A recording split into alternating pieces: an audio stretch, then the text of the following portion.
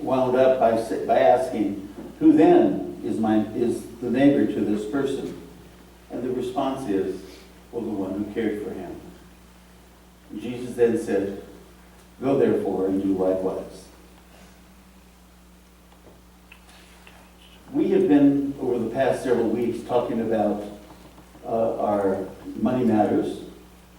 This is not going to be a money sermon, but it does have an inkling of use of money, how one can take what one has and turn it into something bigger and better, I hope. I'm going to tell a story about something that happened to me back in 1992. I was invited to be a part of a group of MCCers in Atlanta that went to the Dominican Republic. And there we were to help that church in the DR construct a building. They had been meeting in a lean-to on the side of a house. And of course, when it rains, everyone got wet and everything else happened. We were going to give them a proper church. Now, imagine this, 19 Americans and 12 Dominicans, none of whom had any construction experience, none of whom, the Dominicans didn't speak English, and the Americans didn't speak Spanish, except for Ray, maybe. Well, I was told by the pastor who organized this, Steve Fund, that he was raised Lutheran, and the Lutheran Church sends teenagers, mostly to Mexico, to do construction projects and build community by building physical churches. And in fact, we called ourselves World Community Builders. Makes sense once you know the story. Well, I told him, but wait a minute. I grew up here in New Mexico, but I don't speak Spanish. He said, how can you not speak Spanish? Your name is Barreras. And I said, well, let me put it this way. In the 40s, when I was growing up, to have a Spanish accent was to be looked upon very, very negatively. So at home, we spoke nothing but English. And so I learned no Spanish at home, I thought.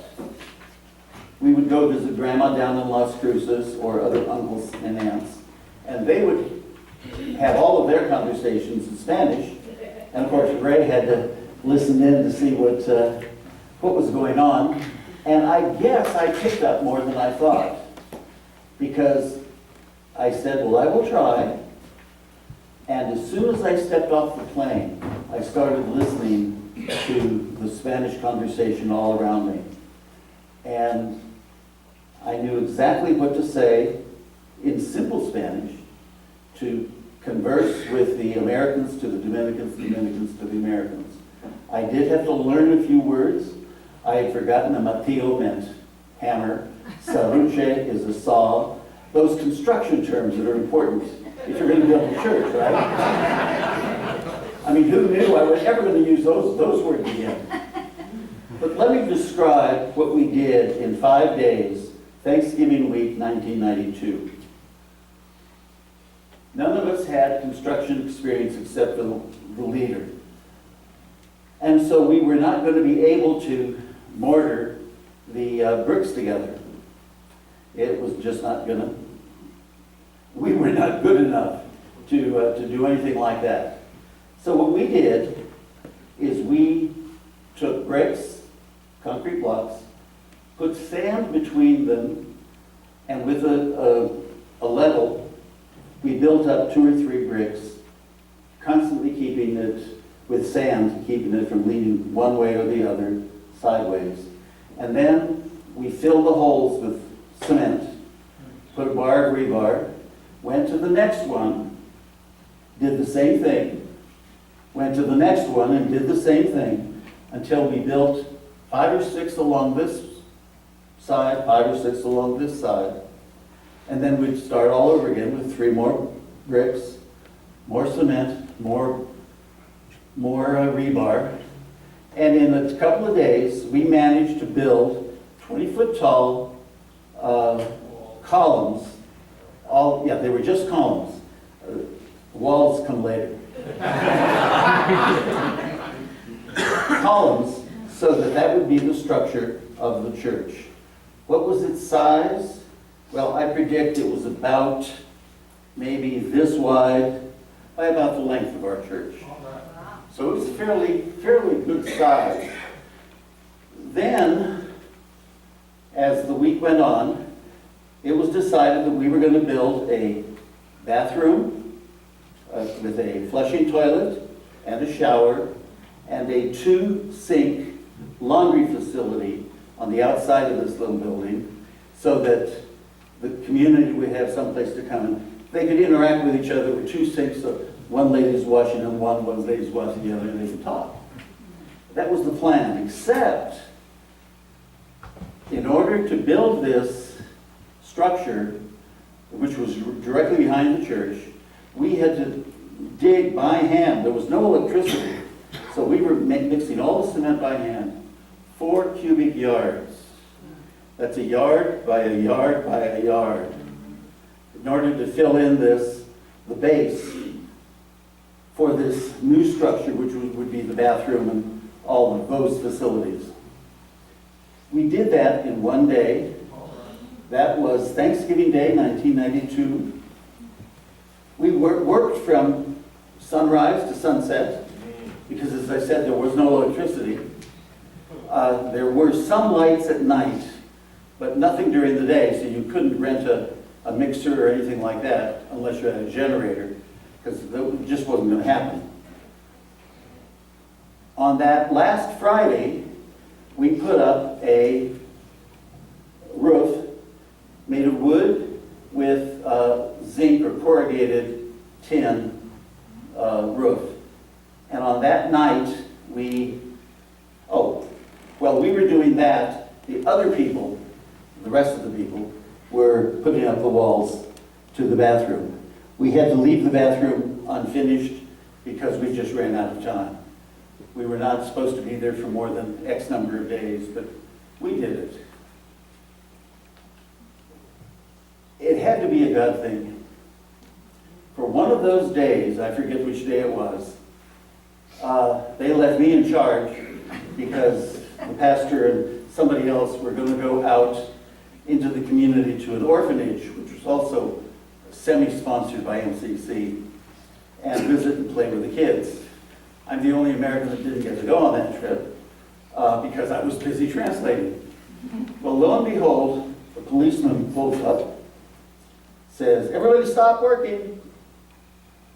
So we did. Of course, there's our cement getting harder as we stopped working.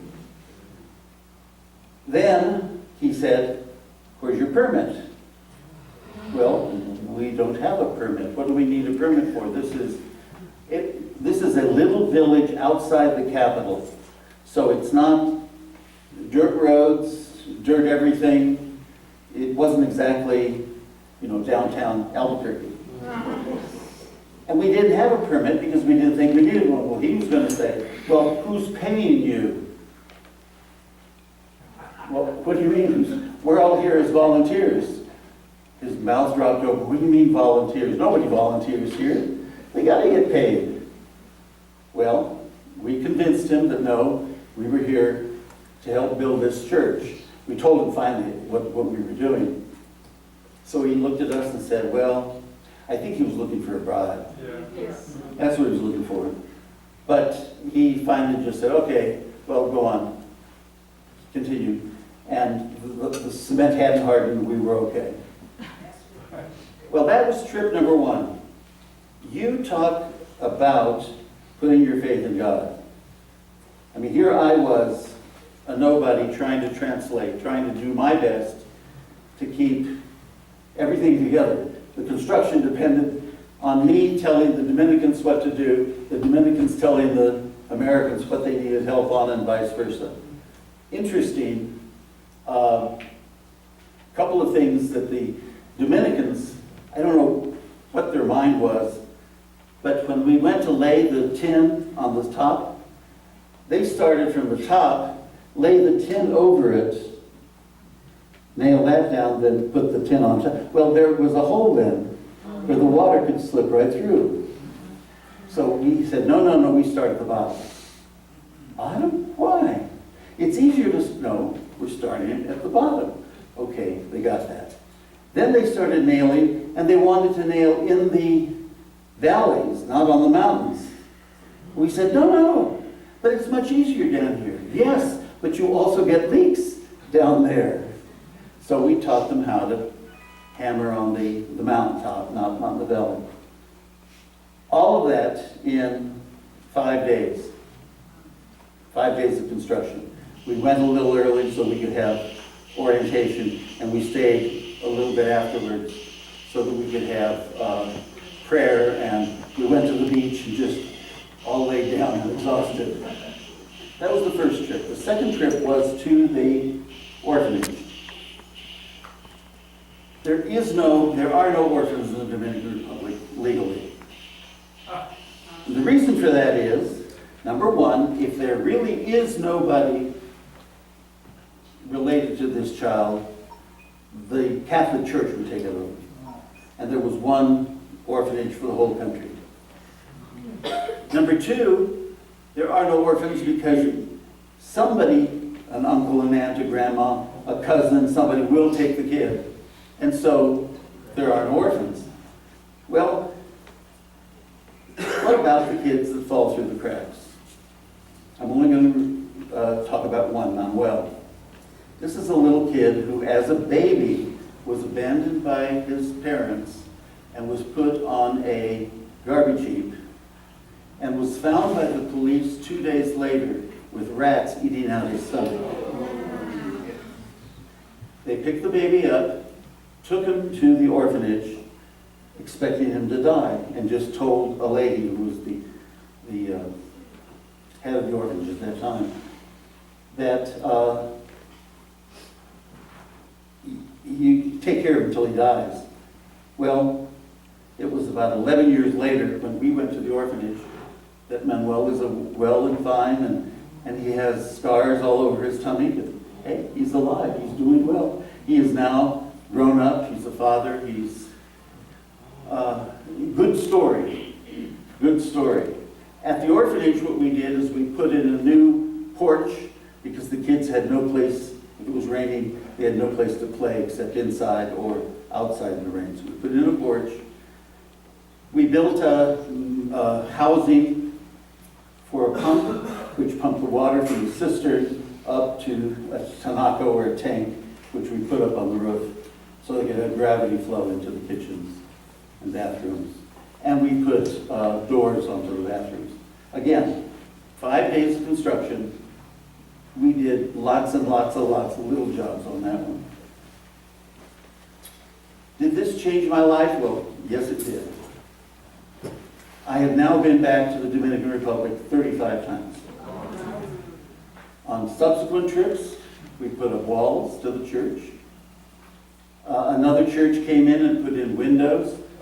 We didn't have enough money for windows. We got the bricks up, but then they put in the windows, and then we sealed the bricks around them. Other construction projects like that. I now am in my 70s. I no longer do construction work, but I do go back, and one of the things I do is I go to the local market and I pick up food, mostly 8 gallons of oil, 125 pounds of beans, 125 pounds of rice, oatmeal, lots and lots, huge, gunny sack full of oatmeal. Yes, you gotta have onions, there are just things, and then we take them to either the church, which now has a school attached to it, or to the orphanage, or I'll split the package if I don't have enough to give enough to each. And they tell me that it's good for about 90 kids for about 3 or 4 weeks. So I know that while I'm there and the month after, the kids are going to get fed. Funny little story. We had the Dominicans make us food when we were there on one of the trips. And I asked what we were having for supper, and they said, chicken noodle soup. I said, oh great, we love chicken noodle soup. Fortunately, I went to the kitchen before we were doing our prayer service. Went to the kitchen. I said, let me see the soup. Opened it up, and there staring back at me were about 30 or 40 chicken legs. Not this part, but just the claws. And I said, before you serve that, would you take them out, please? And they said, why? It's the best part. And they were, well, I managed to get them to remove them. The soup was delicious. They had the chicken feet, we had the soup. And it wasn't until afterwards that I told the Americans what their soup had been flavored with. Didn't matter. By that time, it was all in and wonderful. Who is my neighbor? Well, they have become my neighbors. Because I can now walk down either of those two little villages, and even if they don't know my name, they know I'm not from there. Hola, Americano! From not knowing Spanish to being comfortable enough with my Spanish now, I can preach. I'm going to consecrate communion today in Spanish. I can feel at ease in Spanish. And so, very really, when I go down there, I tell people that the church is the most beautiful church in the world. Not because of its stained glass windows, there aren't any. Not because of its wonderful woodwork and this and that and the other, because there ain't any. But because my blood, sweat, and tears went into that church. And it was a wonderful experience. You don't have to go to the Dominican Republic. You don't even have to go to Mexico or someplace close. You can probably go to the South Broadway and find plenty of work down there. And all you got to do is say, do you need any help? That's all you got to do. How do we use our money? Well, we give it to the church. We use it for projects. But we can also give of ourselves and just go down and volunteer and say, can I help? That's a wonderful message to have and to share with other people. Oh, I'm a member of MCC. I do Habitat for Humanity.